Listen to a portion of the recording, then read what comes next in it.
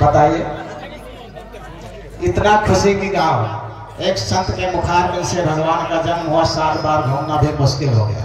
कितनी शर्म की बात है। अब आप लोग विचार करो कि हमने 7 बार क्यों कहा घूमने को, और ज्यादा कह सकते थे, कम कर सकते थे। 7 बार का कुछ रहस्य है, उसे बड़े ध्यान से सुनिए। हमारे जिंदगी में 7 ही दिन होता है, कि ज्यादा कम होता है? 7 होता है। जो 7 बार घूमता भगवान के जन्म में, वो पूरे जीवन खुशहाल रहता है, उसका कुल की ज्योति नहीं बुझती है, 7 जन्म तक नहीं बुझती है। ये यज्ञ का नियम है। और जब शादी विवाह होता तो कितनी बार घूमा जाता है? 7 बार घूमा जाता है। क्यों 7 बार घूमा जाता है? कि 7 दिन खुशहाली बरसे, ठीक है। 7 संकल्प लिया जाता है, 7 वचन लिया जाता है, 7 बंधन डाला जाता है। इसीलिए हमने सभी को कहा था कि 7 बार घूम लीजिए। नहीं, धोखा हो गया, कोई बात नहीं। अच्छा, इसलिए धोखा हो गया कि धोखा इस जिंदगी के साथ ही हो रहा है। लोगों के बढ़िया बड़ा गाना बजाना अच्छा लगता है और कड़वी बात अच्छी नहीं लगती। जबकि कड़वी बात, कड़वा भोजन बहुत फायदा करता है, कभी बीमारी नहीं पकड़ता कड़वे बोतल से। और कड़वी बात अगर सुन लिया तो जीवन भर काम भी आता है। अच्छा, इसका एक कारण है, आज कारण आप बता देते हैं। अपने देश की जड़ के बारे में बताएंगे, सभी लोग बड़े ध्यान से सुनेंगे। अगर ये 5 मिनट सुन लेंगे हमारी बात तो पूरा जीवन खुशहाल रहेंगे। कितना देर? 5 मिनट। जब अपने यहां मुगल शासक आए तब बॉर्डर पर कोई सेना नहीं थी, कोई मिलिट्री नहीं थी। हमारे देश के क्षत्रिय अपने देश की रक्षा करते थे। हमारे देश के क्षत्रिय अपने देश की रक्षा करते थे। मुगल शासक की सेना बॉर्डर पर लड़ने लगी, हमारे देश के क्षत्रिय लड़ने लगे। लेकिन लड़ते कैसे थे? तलवार से। हमारे देश के क्षत्रिय दोनों हाथ से तलवार चलाते। राजा राणा प्रताप सिंह की एक तलवार की वजन 80 किलो थी। दोनों तलवार कितने थी? 160 किलो की तलवार चलाते थे। राजा राणा प्रताप की घोड़ी का नाम क्या था? कोई बताएगा? चेतक था। वो हवा से बात करती थी, उड़ती थी, वो पैरों से खान करके सेना को मारती थी। और जब मुगल शासक आए तो हमारे देश के सैकड़ों क्षत्रियों का सर कट गया, लेकिन तलवार नहीं बंद हुई, उनकी चलती रही। खटाखट खटाखट खटाखट चलती रही। जब तलवार नहीं बंद हुई, मुगल शासक की आधी सेना साफ हो गई। मुगल शासक भयभीत हो गया, अपने औलिया से पूछा, कहा बताओ, इनका सर कट करके अलग गिर गया, ये लड़ रहे, अब कैसे इनसे विजय प्राप्त करोगे? औलिया ने अपने दूरदृष्टि से देखा, कहा इन क्षत्रियों के साथ इनकी कुलदेवी लड़ रही है। जब तक कुलदेवी का साथ नहीं छुड़ाओगे तब तक इनको पराजित नहीं कर सकते हो। कहीं क्या उपाय है? कहीं इनके ऊपर मांस और मदिरा का छिड़काव करो, जैसे इनकी शरीर अशुद्ध होगी, इनकी कुलदेवी हाथ उठा लेंगे, और जब इनकी कुलदेवी हाथ उठा लेंगे तो ये निष्क्रिय हो जाएंगे। फिर आप दनादन भारत पर विजय प्राप्त कर लो। हमारे उन क्षत्रियों के जिनके सर कटे हुए थे, जिनकी कुलदेवी लड़ रही थी, मुगल शासकों ने हमारे क्षत्रियों के ऊपर मांस और मदिरा का छिड़काव कर दिया और कुलदेवी उनका साथ छोड़ दी, और हमारे क्षत्रिय दुर्बल होकर के गिर गए, जमीन पर धराशायी हो गए। मुगल शासक हमारे देश पर आकर के राज कर लिया।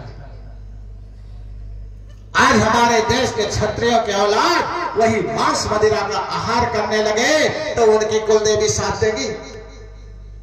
और जिस पेड़ के जड़ नहीं होगे वो पेड़ हरा भरा रहेगा? कैसे रहेगा बताओ? हाँ, क्षत्रियों को मांस खाने को लिखा था। कहां लिखा है मांस खाने को? शेर की मांस खाओ और अपने हाथ से शिकार करके खाओ, लेकिन क्षत्रियाणी नहीं खाएगी। अगर उसकी औरत खाएगी, क्षत्रियाणी खा लेगी, मांसाहार कर लेगी, तो औलाद दूषित हो जाएगा, मांसाहारी हो जाएगा, तो हमारे क्षत्रियों के कुल में पवित्र क्षत्रिय नहीं पैदा होंगे जो धर्म और देश की रक्षा करने वाले होते हैं। आज भी 25% क्षत्रिय ऐसे हैं जो ब्राह्मण से भी ज्यादा कहीं अधिक पवित्रता से रहते हैं। अगर कोई जाना चाहे, मैं बहुत दूर का नहीं हूं, मैं विदेश का नहीं हूं, अयोध्या के बगल गोंडा जिला है, हमारे वहां एक गांव है, उस गांव का नाम अनभुला है, बहुत बड़ा गांव है। जब हम पढ़ाई कर रहे थे तब 20-21 IAS अधिकारी थे। उस गांव में दूसरी जात नहीं, केवल क्षत्रिय एक जात है। उस गांव के लड़के पुलिस की नौकरी नहीं करते, दरोगा की नौकरी नहीं करते, कहते हैं कुत्ते की चोर की नौकरी नहीं करेंगे, तो सीधे डायरेक्ट IAS PCS और मिलिट्री के अधिकारी बनते हैं उस गांव के लड़के। लेकिन आज उन क्षत्रियों की हाल यह है कि उसके घर के एक बुढ़ा निकलेगा, दूसरे गांव जाएगा, किसी ब्राह्मण के बच्चे का पांव छू करके और कुछ ना कुछ दक्षिणा देकर के तब जल ग्रहण करता है। आज भी किसी ने कह दिया वो ब्राह्मण नहीं रह गए, उनको मारो 2-3 झापड़। कहा मैं तो वही क्षत्रिय हूं, मैं अपना कर्म कर रहा हूं, अपने कर्म से गिर गए तो गिर जाने दो। तो आज जो हमारे देश के क्षत्रिय कमजोर हो गए तो हमारा देश जुर्बर हो गया। तो नवाबों की, मुगलों की सेना आकर के हमारे देश पर कब्जा कर लिया और हमारे देश के बच्चों को ही मुस्लिम बना करके और हमारा विरोधी खड़ा कर दिया। आज वो हम ही से लड़ रहे हैं, हमारे ही सनातन धर्म के बच्चे हैं। अब और जात जो बचे हुए हैं, इसमें भी ऊंच नीच का भेदभाव का बीज बो दिया, जो हम अपने बच्चों से ही लड़ते चले जा रहे हैं, अपने भाइयों से ही लड़ते चले जा रहे हैं, अपनी जड़ को ही भूल गए हैं। इसीलिए मेरा संदेश है, सनातन धर्म के पौधे को हरा करना। सब सोचते थे बाबा अकेले आए हैं, कहा अकेले हैं, बाबा अकेले आए हैं, कहा अकेले हैं, कैसे सनातन धर्म को उपजाएंगे। मैं कहता हूं, एक बरगद के छोटी सी बीज होती है और एक बीज से बहुत बड़ा पौधा उगता है और उस पौधे से तमाम बीज पैदा होती है और उन सब बीजों से तमाम पेड़ पैदा हो जाता है। इसलिए अंदर जो उत्पन्न हुई बीज है, यह जन जन के अंदर होना चाहिए, सबके अंदर ये अंकुर निकलना चाहिए कि अपने हिंदुत्व को बचाना है, अपने सनातन धर्म को बचाना है। क्योंकि भारत देश की जीवन शक्ति धर्म है, धर्म हमारे देश की जीवन शक्ति है। जब तक धर्म रहेगा तब हमारे देश का कोई विनाश करने वाला नहीं पैदा होगा। तो धर्म को बचाना क्या है, अपने देश को मजबूत करना है। हम खा पी करके मोटे हो जाएं, हष्ट पुष्ट हो जाए तो हमारा देश मजबूत नहीं होगा। हमारे धन दौलत हो जाए तो हमारा देश मजबूत नहीं होगा।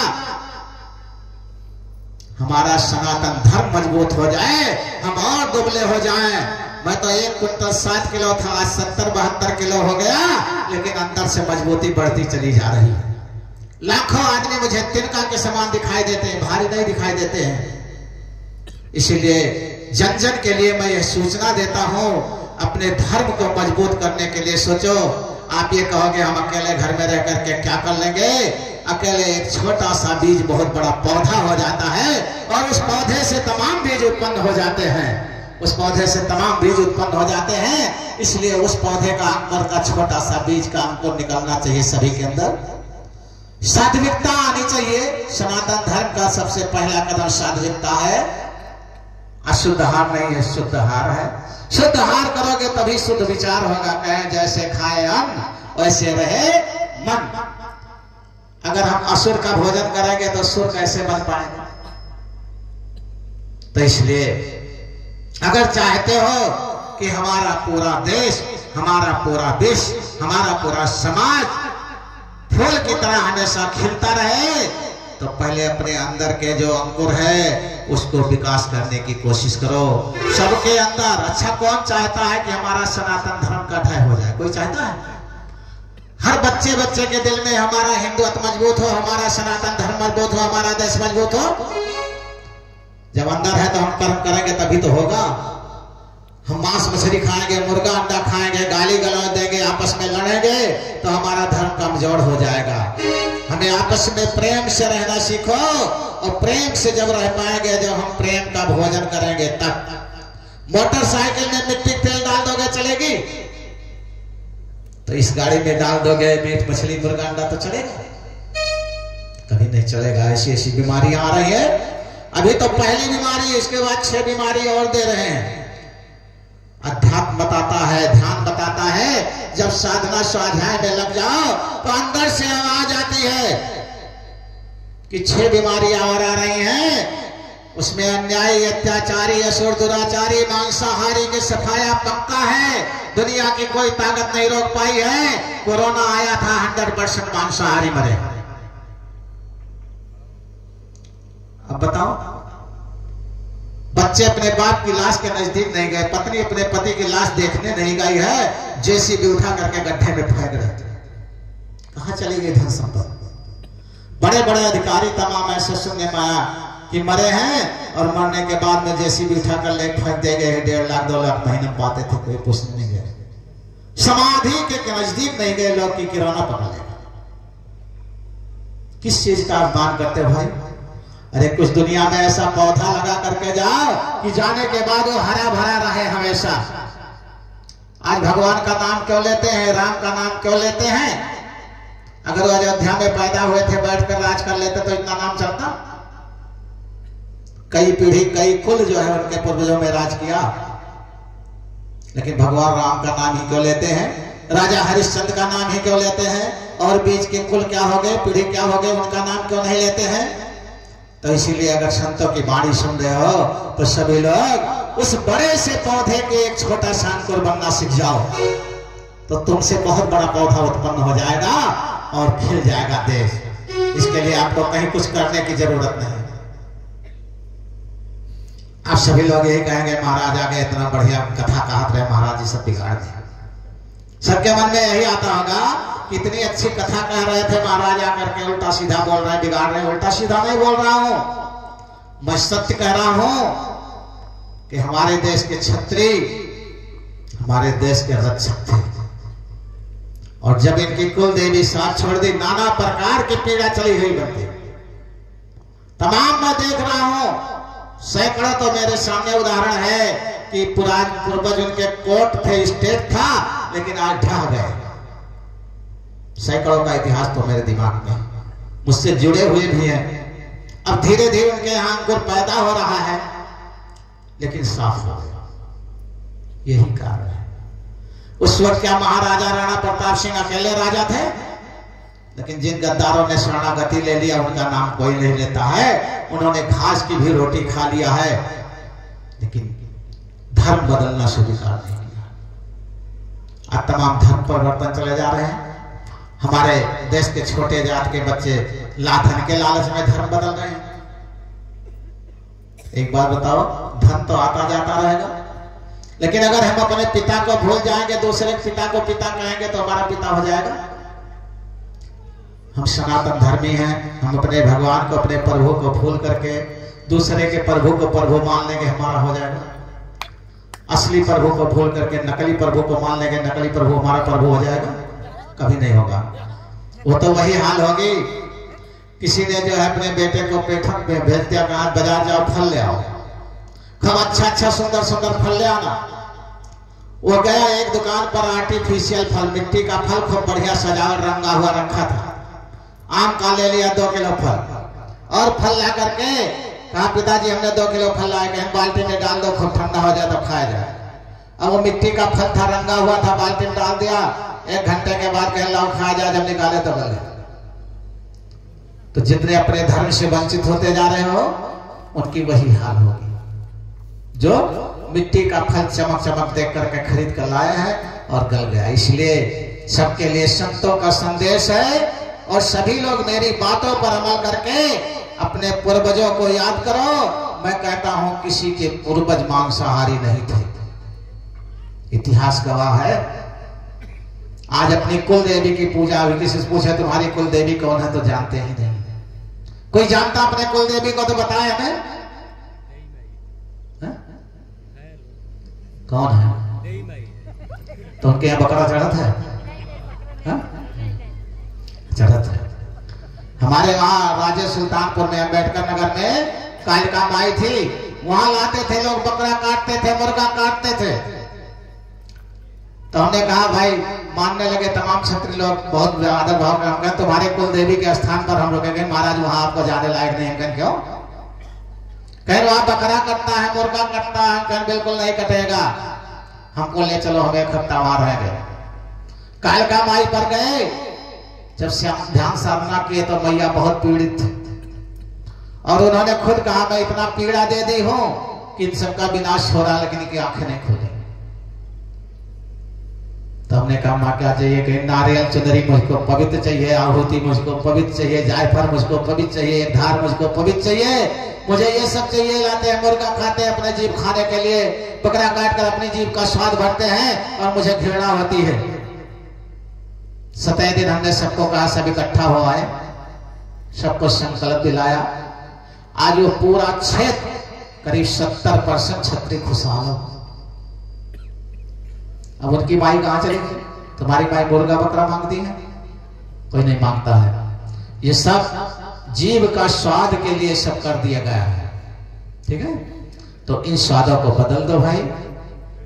नहीं बदलोगे, अपने कुल देवी से विमुख रहोगे तो तुम्हारी जड़ सूखती जाएगी, पत्ती पर पानी छिड़कते जाओगे, पौधा हरा भरा नहीं रहेगा। आने वाली औलाद भी दूषित विचार की होती जाएगी, उनके पवित्र विचार नहीं होंगे, उनके संस्कार अच्छे नहीं होंगे। तो इसलिए अच्छा हम भूल जाते हैं रोज 2-4 लाइन उस सुंदरकांड का मेरा विचार था रोज होता रहे, चलो 2-4 लाइन हो जाए तो दूसरी बात होगी। कल भी भूल गए, आज भी भूल गए। तो क्या हुआ था? हनुमान जी सुंदर पर्वत पर चढ़े थे, परसों शुरू हुआ था ना। तो जब हनुमान जी सुंदर पर्वत पर चढ़े थे तो क्या बोले थे? कौन लाइन से रहा? चलो 2-4 लाइन बोल देते हैं सभी लोग। सभी लोग श्री राम जय राम जय जय राम कहेंगे। जब हमारे भोला बाबा और हमारे मास्टर साहब कहेंगे तो आप लोग भी कहेंगे। तो जामवंत के बचन सुहाए, सुने हनुमंत हृदय अति भाए। श्री राम जय राम, श्री राम जय राम। जामवंत के बचन सुहाए, सुने हनुमंत हृदय अति भाए।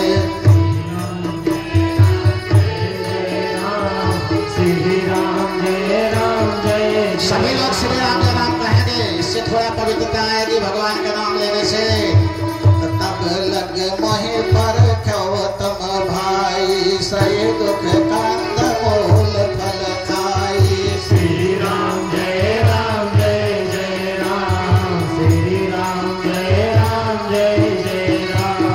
जब लग आवो सीता देखी, हुई है काज मोहि हर्ष विसेखी। श्री राम जय राम जय जय राम, श्री राम जय राम जय जय राम। ये कहे नायस दिन कहो माथा, चलो हरस ही धर रघुनाथा। श्री राम जय राम जय जय राम, श्री राम जय राम जय जय राम। जब हनुमान जी तैयार हुए तो जितनी सेना थी सबसे हाथ जोड़ करके प्रणाम किए और क्या कहे? बार बार क्या कह रहे सभी सुन लीजिए। सिंध तीर यक भूधर सुंदर, कौतुक क्रोध चढ़ोता ऊपर। श्री राम जय राम जय जय राम, श्री राम जय राम जय जय राम।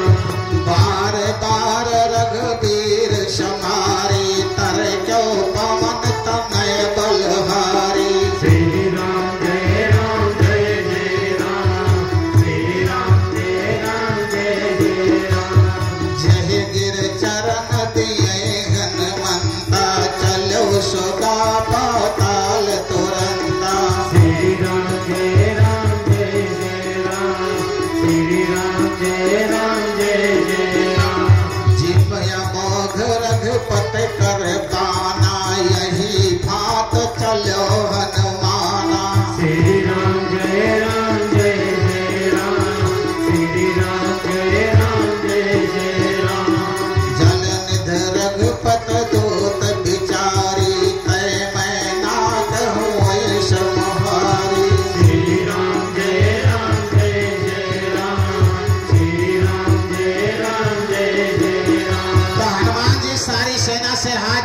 प्रणाम किए और कहे जब तक हम वापस नहीं आएंगे तब तक आप लोग ना जाना यहाँ से, मेरा इंतजार करना। किस लिए इंतजार करना?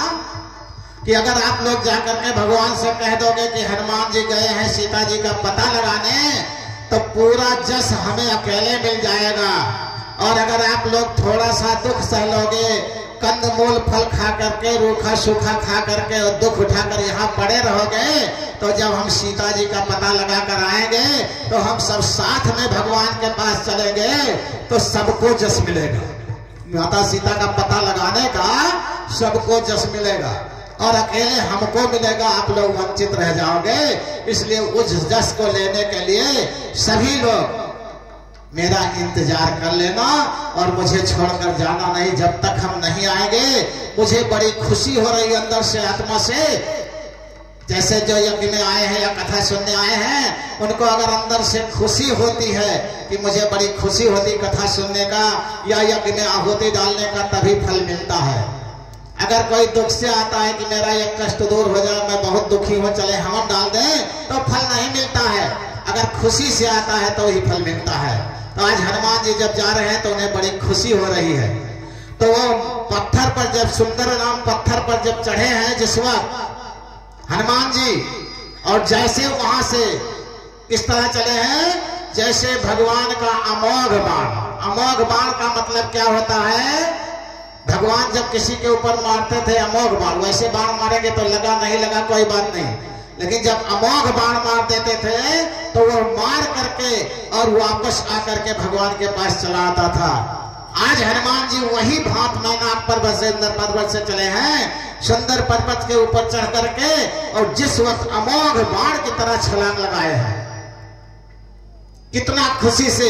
और सारी यहाँ तो अभी किसी से कहा जाओ ये काम कराओ 4-5 लोग मिलकर, और अगर कोई अकेला कर लिए तो 4 लोग साथ है उनको अलग कर देंगे और सीधे दौड़ गए, गुरुजी वैसे रास्ता साथ छोड़ देना, हम अकेले यहाँ आए थे। लेकिन हनुमान जी ने क्या कहा? सभी लोग साथ चलना, अकेले मत जाना। तो जैसे आज ये सुंदरकांड तो हरदम पढ़ते हो, लेकिन सुंदरकांड चौपाई के साथ श्री राम जय राम जय जय राम सभी लोग साथ में लोगे तो कितना नाम निकलेगा? एक बार से करीब सैकड़ों नाम निकलेगा। कितना गुना फल हुआ? तो इसी तरह से कोई कार्य करना हो तो जो अपने साथ में नहीं करने वाला है उसको भी साथ दिलाओ, अपने हक में से उसको कुछ बताना सिखाओ। तो आज हनुमान जी वही सिखा रहे हैं सबको। तो क्या कहे हनुमान जी? अरे जल निध रघुपत दोत बिचारी, तय मैं ना कहूँ ये शर्महारी। श्री राम जय राम जय जय राम, श्री राम जय राम जय जय राम। तो जल के बीच में एक मैनाक पर्वत था, पहाड़ था। तो जब देवता लोग बताए समुद्र से, क्या बताए? कि भगवान का दूत जा रहा है अयोध्या से लंका माता सीता का पता लगाने, तो समुद्र ने कहा कि हे मैनाक, तुम जा करके बीच रास्ते में हनुमान जी को सुस्ताने का मौका दे दो, तुम वहां पर रुक जाओ। और हनुमान जी पूछेंगे कौन है, तब कह देना तुम्हारे पिता के हम मित्र हैं, पवन देवता के हम मित्र हैं, और तुम थक जाओगे, बड़ा लंबा सफर है, थोड़ा सा यहाँ पर आराम कर लो तब आगे बढ़ो। हनुमान ते परसा कर पुन कीन प्रणाम, राम काज कीने बिना मोहे कहाँ विश्राम। तो हनुमान जी जब मैनाक पर्वत को देखे तो कहे भाई तुम कौन हो? तो उसने कहा हम तुम्हारे पिता के मित्र हैं। तो हनुमान जी ने स्पर्श किया। इसलिए स्पर्श किया कि हमारे पिता के मित्र हो तो हमारे पिता के तुल्य तुम्हारे है, इसलिए तुम हमारे चाचा के समान हुए, हमें आशीर्वाद दीजिए, मैं अपने कार्य में सफल हूं। तो मैनाक पर्वत कहा कि आप थोड़ा सा आराम कर लोगे? नहीं, राम काज कीन्हे बिना मोहि कहाँ विश्राम। जब तक भगवान का काज नहीं होगा तब तक हमें विश्राम नहीं है, इसलिए हम विश्राम नहीं करते हैं। अब आगे बढ़ गए भगवान, आगे जा रहे हैं तो कौन मिलता है? सभी लोग ध्यान से सुनिएगा। जाते पवन सुत देवन देखा, जाने को बल बोध विशेखा। श्री राम जय राम जय जय राम, श्री राम जय राम जय जय राम। सुरसा नाम यहिन के माता पठैन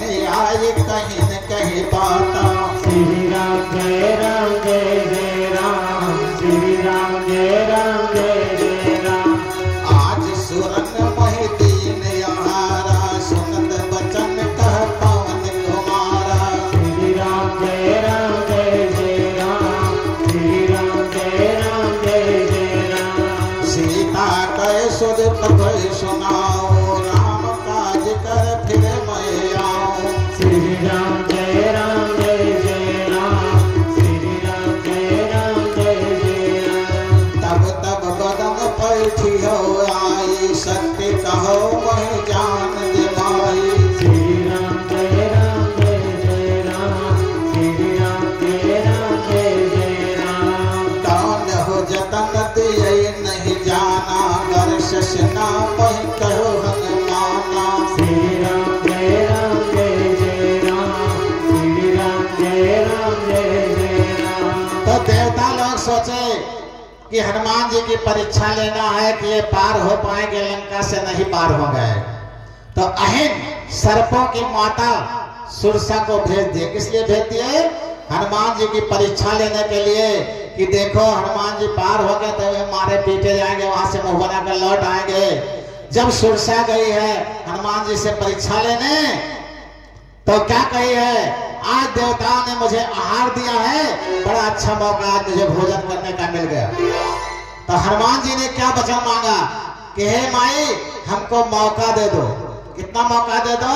मैं मैया सीता का पता लगा कर आ जाऊं और भगवान राम को सूचना दे दे, उसके बाद हम आकर के तुम्हारे मुंह में घुस जाएंगे और तुम हमारा भोजन कर लेना। लेकिन सुरसा कोट नहीं मौका दे रही है। वो क्या कह रही है कि आज हम तुम्हें भोजन करेंगे, खाएंगे। सुरसा कौन है? सुरसा कौन है? ये सात्विकता का प्रतीक है। हनुमान जी ने सुरसा को क्या कहा है? माई कहा है, मैया कह करके। जब हमें सात्विकता आए तो वहां हमें उसका आदर करना चाहिए, अनादर नहीं करना चाहिए। आज आप लोगों को सात्विकता का मौका मिला है। इस सात्विकता का जो आदर नहीं करेगा, इसका अनादर करेगा, वह क्या होगा? इससे अच्छा मौका नहीं पाएगा। तो आज हनुमान जी जब सात्विकता रूपी सुरसा सामने आई है और जाने नहीं क्यों दो तो परीक्षा लेने आई है, लेकिन हनुमान जी को इसका क्या पता। लेकिन फिर भी हनुमान जी उसको न मारे हैं, न पीटे हैं, न अनादर किए हैं। हनुमान जी कहते हे माई, मुझे मौका दे दो, मैं मैया सीता का पता लगा करके भगवान राम को बता करके हम खुद आएंगे, तुम हमारे मुंह में बैठ जाएंगे, तुम भोजन कर लेना। लेकिन मैया ने किसी प्रकार से जाने नहीं दिया। बहुत प्रकार से हनुमान जी कोशिश किए। तो सुरसा अपना मुंह बढ़ाने लगी, इसलिए कि हनुमान जी को खाएंगे। कितना बड़ा मुंह कर रही है, सभी लोग देखेंगे और भगवान का नाम लेंगे। तो जो जन भरते ही बदन पसारा, कपतन कीन दुगुन विस्तारा। श्री राम जय राम जय राम। श्री राम जय राम जय राम। 16 जो जन मुख तैठे, तुरंत पवन सुत 32 भयऊ। श्री राम जय राम जय राम। श्री राम जय राम जय राम। जस जस सुरसा बदन बढ़ावा, ताश दोन कप रूप दिखावा। श्री राम जय राम जय राम। श्री राम जय राम जय राम। सत जो जन ते आनंद कीना, अति लग रूप पवन शुक्ल दीना। श्री राम जय राम जय राम। श्री राम जय राम जय राम। अब सुरसा जो जन भर बढ़ा दिया, भगवान हनुमान जी उसका दूना कर लिए। सुरसा 16 जोजन अपना रूप बढ़ाया, हनुमान जी उसका भी दूना कर लिए। सुरसा 100 जोजन अपना रूप बढ़ाया, तो हनुमान जी सोचे अगर हम 200 जोजन करेंगे तो ये 400 जोजन कर लेगी। तो ये स्थिति आ जाएगी कि हमें इतना बड़ा आकार बनाना पड़ेगा कि उधर माता सीता, उधर हनुमान जी, दोनों लोग छो जाएंगे। तो भगवान राम कहेंगे तुम्हें भेजा था संदेश लेने को, तुम्हें अपने पावर और कला दिखाने को भेजा था। तो हनुमान जी जब सोचे कि ये बढ़ाते बढ़ाते बढ़ती जाएगी, तो हम छोट बन करके अपना काम निकाल लें। जैसे हमारे सामने कोई राक्षसी प्रवृत्ति का आदमी आ जाए, असुर आ जाए, तो हम कहते भैया तू ही बड़ा हो जाओ, हम छोटे हैं, क्या बिगड़ जाए। अब उससे लड़ने जाएंगे तो बुद्धिमानी थोड़ा है। तो ऐसी तरह से हनुमान जी ने देखा कि ये जब अपना रूप बहुत बढ़ाते चले जाएंगे तो हनुमान जी ने छोटा सा रूप बना लिया, बहुत छोटा सा। अब वो रूप बना करके क्या किए हनुमान जी, सभी लोग बड़े प्रेम से सुनेंगे। अरे बदन पैठ पुन बाहर आवा, मांगा विदाता है सिर नावा। श्री राम जय राम जय जय राम, श्री राम जय राम जय जय राम। मोहि सुरन जे लाग पठावा, बुध बल मरम तोर मैं पावा। श्री राम जय राम जय जय राम, श्री राम जय राम जय जय राम। हनुमान जी उसके मुंह में छोटा सा रूप बना करके और बाहर आ करके और हाथ जोड़ कर खड़े हो गए, कहे माई अब तो हम तुम्हारे पेट से निकले हैं, तुम्हारे बच्चे हो गए, अब तो हमें नहीं खाओगी ना। अब सब लोग सोचेंगे कि जब हनुमान जी छोटा सा रूप बनाए तो सुरसा खा क्यों नहीं लिया। एक बात बताओ, सैकड़ों योजन बड़ा मुंह है, अब उसको छोटा करने में टाइम लगेगा नहीं लगेगा। अब वो कोशिश कर रही छोटा करने को, लेकिन 100 योजन अगर हवाई जहाज हो तो 2 घंटा चलने में लगेगा, और 100 योजन मुंह फैला लिया तो उसको बटोरने टाइम तो लगेगा। तब तक हनुमान जी निकल कर पट से बाहर आ गए और कहे माई अब हम तुम्हारे बेटे हो गए। अब अपने बेटे को कोई खाता है। तब सुरसा ने क्या कहा, बड़े ध्यान से सुनिए, आशीर्वाद दिया हनुमान जी को। अरे राम काज सब करिहो तुम बल बोध निधान, आशीष दे गई सो हर्ष चलो हनुमान। एक बार बोलो संत हनुमंत लाला की। सुरसा ने आशीर्वाद दिया हनुमान जी को कि हे हनुमान जी हम तुम्हें खाने नहीं आए थे, तुम्हारी परीक्षा लेने आए थे। तुम अयोध्या से जाकर के लंका में माई सीता का पता लगा पाओगे कि नहीं लगा पाओगे, लेकिन आज मैं आशीर्वाद देती हूँ तुम राम काज बिल्कुल खुशी से करके आओगे।